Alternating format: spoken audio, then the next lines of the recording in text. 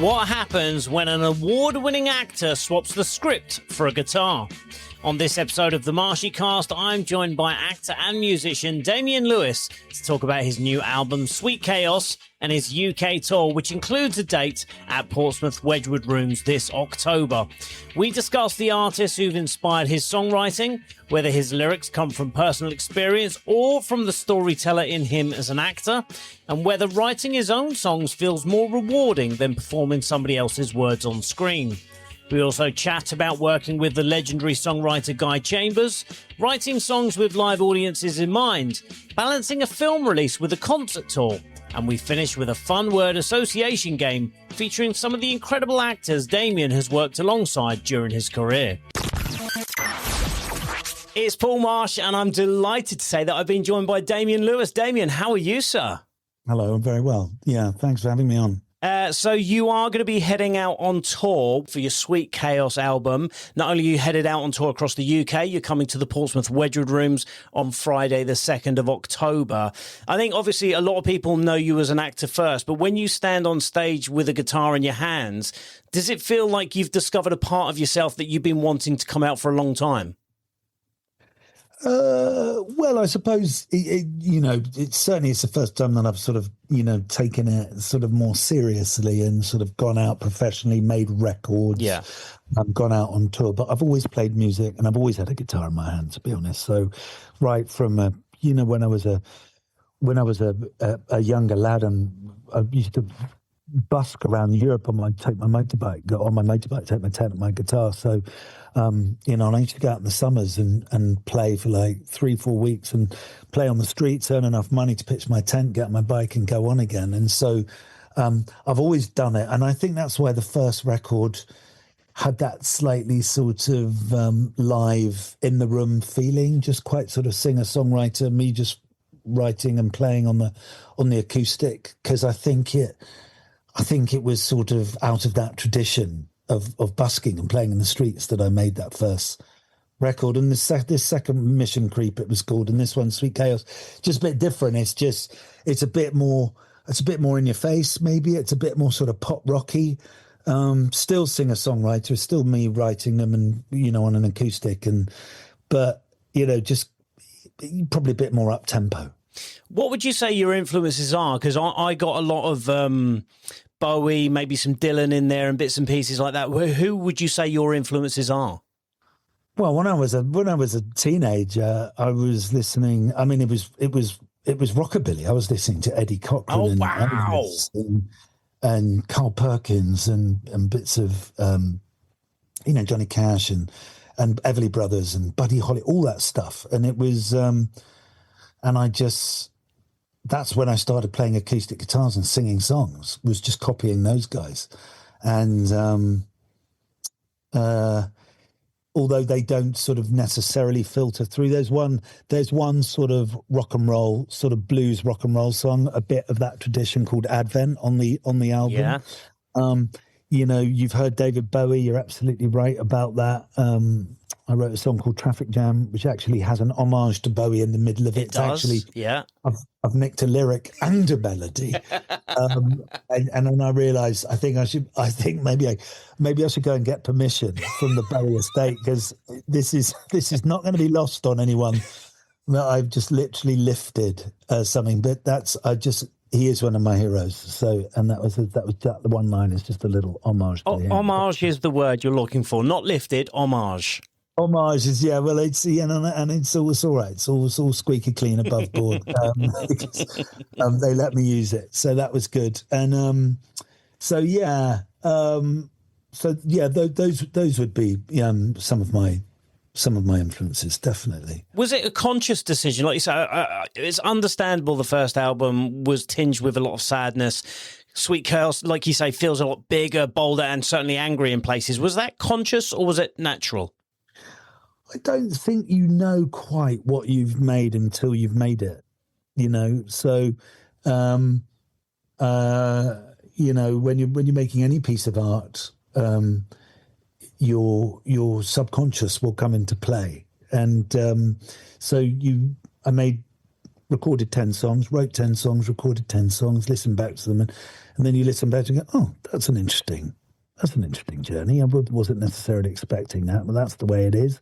So that makes it real, makes it honest, makes it sincere, and that's how I try to make any art, whether I'm acting or playing music. So I'm happy with that, and let people take away what they want to take away.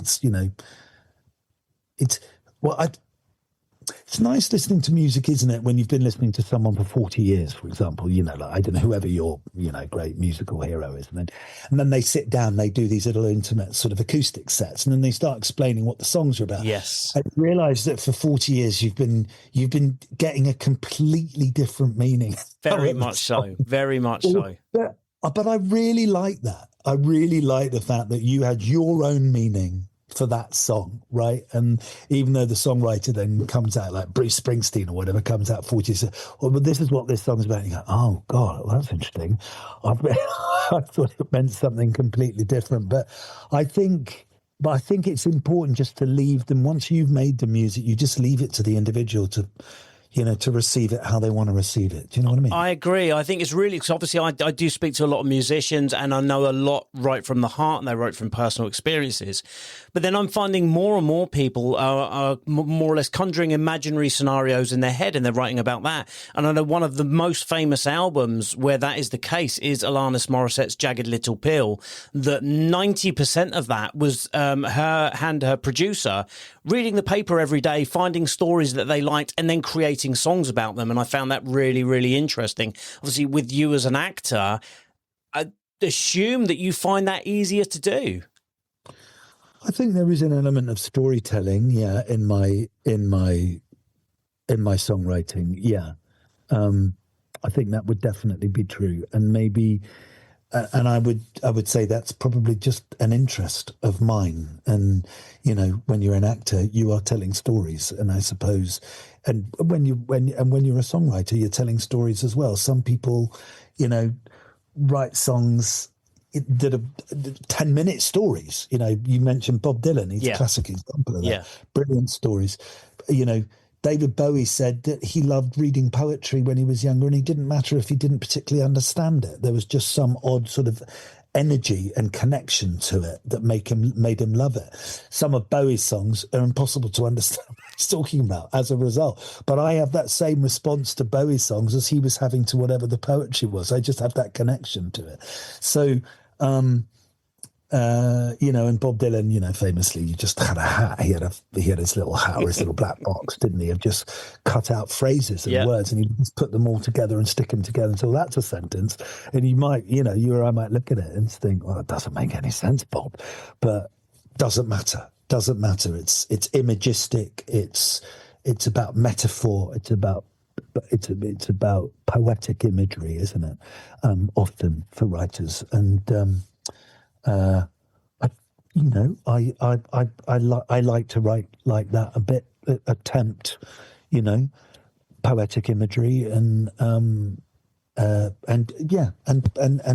but tell stories. Yeah, I think that's. Is writing music the one thing that's special for you? Because obviously for so many years you are reading other people's words, whereas this is you saying, no, these are my words now, and these are my thoughts, and this is me being personal.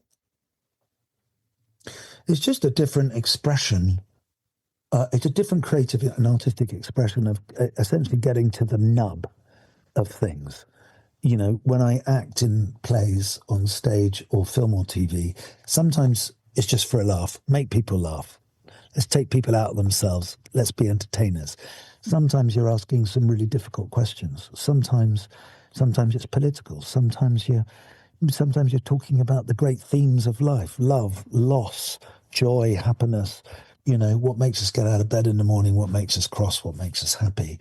And being able to write that in song form and express that in song form is just a different way of doing what I hope I can also do as an actor. So it's a different form of creative expression. That's and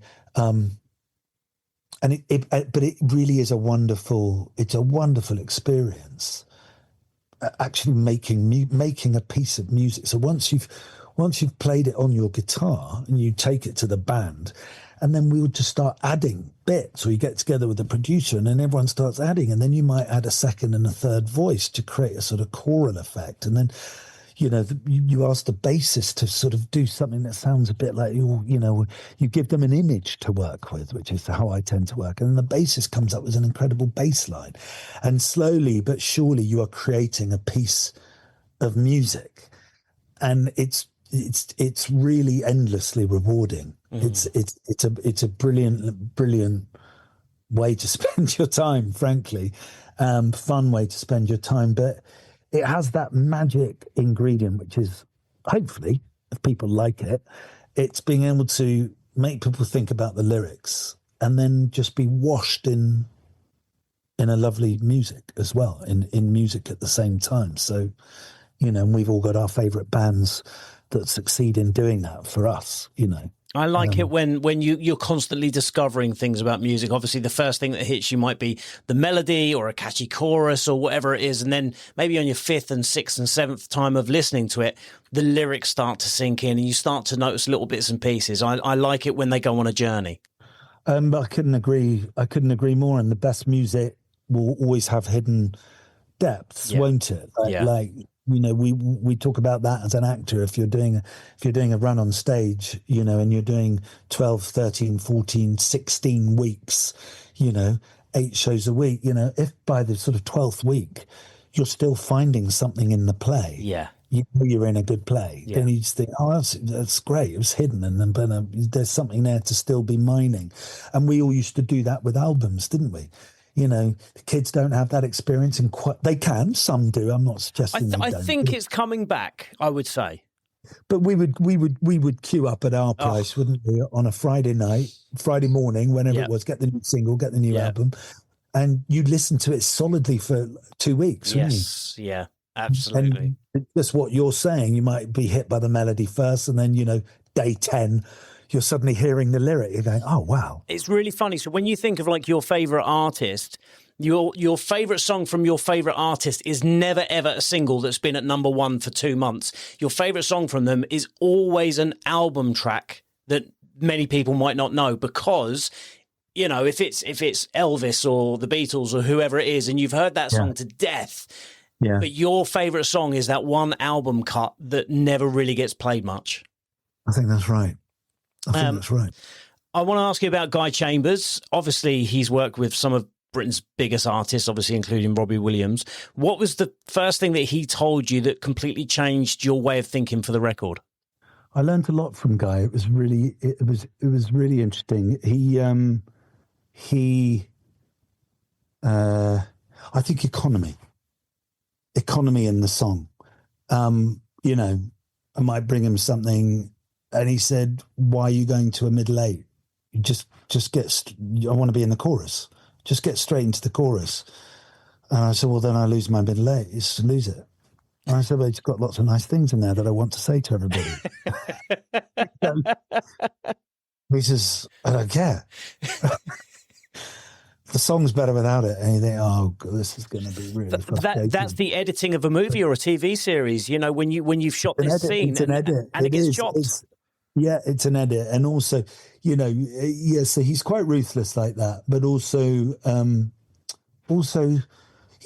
but, in terms of building a song, really, really, really brilliant with harmonies, and building a song through harmonies as well. I loved working with him. Yeah, really. Yeah. And, man can put a pop song together. He certainly knows how to write a hit, doesn't he? He certainly does. That's not what my record is particularly. No. It's a slightly different thing. But he was great to work with. You said that writing songs, you imagine yourself on stage performing them rather than doing it in the studio. Why is that live experience so important to you? I guess I feel it's because with the digital age, even though we all make vinyl and we do record store tours, which I've just done, you meet your fans, which is brilliant, and they buy your record, you sign the record, and et cetera, et cetera. And that's nice. It's tactile. There's contact. And that's why I like being on stage. I like being in those rooms, and, playing clubs at sort of, between 400 and, 250 people and 1,000 people. It's, and you're still connected to them. It's really fun. It's fabulous. And, you might even get heckled or get a bit of banter. And, you're not in a play, so you can just stop and you can take time, have a bit of a chat because it's just you. Yeah. But then you say, all right, anyone want to hear the next song? They go, hey. But it's, so I think the contact is important for me because in this digitized world that we live in, you release albums kind of into the ether. It just kind of, you release it and you're not quite sure you don't quite know what that means. You don't quite know where it is or where it's gone. It's gone onto streaming platforms and then, maybe you watch the numbers go up or whatever, but you don't sort of have a contact with it. And I think that's just my experience as well. Growing up in the theatre, being in the theatre as an actor, I like being on stage and I really enjoy being in a company of actors, doing a play with other people. And I love being on stage with 4 or 5 other musicians, just with the bassist and the drummer just wigging out and you're just in the middle of it and everyone's just finding ways just to groove with each other. It's just a special feeling. Whenever I've asked any actor, do you prefer theatre or TV and films? They always say to me, the money in TV and films is very, very nice, but the immediate reaction that you get from an audience in the theatre is always better. So I guess it's exactly the same when you're standing on stage performing your songs. Yeah, the live experience, being on stage, is the fun of it. It is the fun of it. But I will say, having always played music and played live music, like I was saying, on the street or in various bands that I've been in just for fun, we used to put bands together for rap parties, for the end of filming, and then you would play at the rap party and stuff like that. But so being in a studio for a concentrated amount of time, building a song and building a record is sort of torturous. But it's fascinating at the same time. I've noticed that the tour comes just after the release of your new film, Pressure. Do you have to carve openings in your schedules to record and perform? Yeah. I just commit to one or the other. I'm committed to this tour in October. As you said, I'm coming to the Wedgewood Rooms. Actually, you're our first gig. Yes. You're our first date of our UK tour. So I'm committed to October. Yeah. So if someone says, can you do a film or do a play in October? The answer is no, because I'm on tour with the band and I'm okay with that. You've got to be. Can be a bit squeaky bum sometimes. Please go, just commit to it. You want to do it. Do it. And, it's the same. It's the same. Anyway, yeah. I think because obviously I know that not actors or enjoy the press and promo side after you've made a film or a TV show and you have to go out and spend 2 months promoing it. So is that like the reward at the end of that? Yeah, that's it. I mean, look, there's I'll talk about, you and I were talking about football for 10 minutes before we even came on air. I'll talk about footy, I'll talk about music, I'll talk about film and theatre until the cows come home. I love it. I love them all. And I'm really happy to be on here. You've given me the opportunity to talk about my music, and I'm really happy to be here. But yes, at the same time, as you point out, I am on here because I'm trying to let everybody know that I'm going on tour in October and like people to show up. So, and then when we get to the Wedgewood Rooms and people are there, hopefully, then it's brilliant. Yeah, then we've got an hour and a half to just play the music, be with the band and have a good time with the audience. And whatever banter comes out, just get into it. And yeah. I know that you are very, yeah. very well travelled. And have you been to Portsmouth before? Yes, I have. I spent a day on the beach down there. I'm trying to remember when. You might not get to do that in October. Just a warning. You might not get to do that in October. There is still some lovely places in Portsmouth, but probably not the beach. But the Wedgewood Rooms is a fantastic venue. And the great thing is one of those venues, and there's a lot of support for grassroots venues at the moment, but they've all been through there, the likes of Oasis and all of the big bands, the Kasabians, they've all been through there on their journey, which is absolutely amazing. Everybody has stood on that stage. It's just such an iconic venue. No, I'm aware. I was, as soon as all the venues were booked, I was looking at them all, and yours was the first one I looked at down in Portsmouth, and looking at it, just and I'm a fanboy as well. If there's a poster up there of a wait, I'll have my picture taken next to it. Do you know what I mean? There's loads of that. They've got all the old posters plastered all over the wall. They played here, I played here. I was at the O2 Academy in Oxford last year, and it was where Radiohead shot one of their earliest videos or something. I had my picture taken right next to it. It's of course, it's that's part of the history and the tradition, isn't it? And those places, all those bands are in the walls.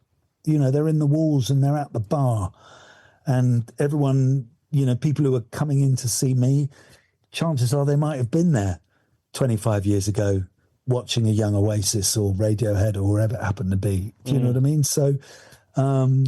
You never know when you're going to see the next big band. I remember I saw Muse supporting Skunk Anansie 25 years ago or whatever it was. And obviously at the time I knew that they were a good band and I knew that they were going to be something, but you never have any idea of how big this band are going to be.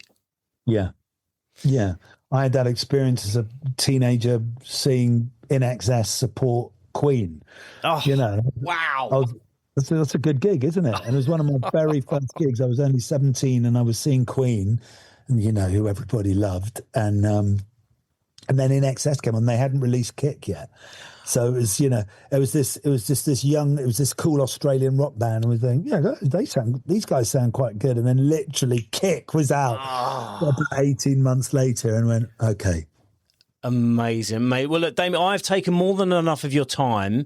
If you would just indulge me for just a couple more minutes, I'd be really, really appreciative. I want to do like a word association. So I want to say somebody you've worked with, and I just would love you to give me like an instant reaction, if that's okay. Okay, I'm terrible at these, but let's have a go. Paul Giamatti. Oh, my God. Emperor. Quentin Tarantino. Martinis. Claire Danes. Queen. Dawn French. Vicar. That's really unimaginative. David Schwimmer. Funny. And finally, Ray Winston. Shepherd's pie. He like a shepherd's pie, does he? Ray. It's one of his catchphrases. Aye, shepherd's pie. What a legend. Damian, it's been absolutely amazing talking to you. Damian Lewis is coming down to the Wedgewood Rooms on Friday the 2nd of October for the Sweet Chaos UK tour. I've been listening to the album all weekend. It is absolutely amazing. Go and check it out. Damian, thank you so much for talking to us. Thanks a lot, Paul. Thanks for having me on.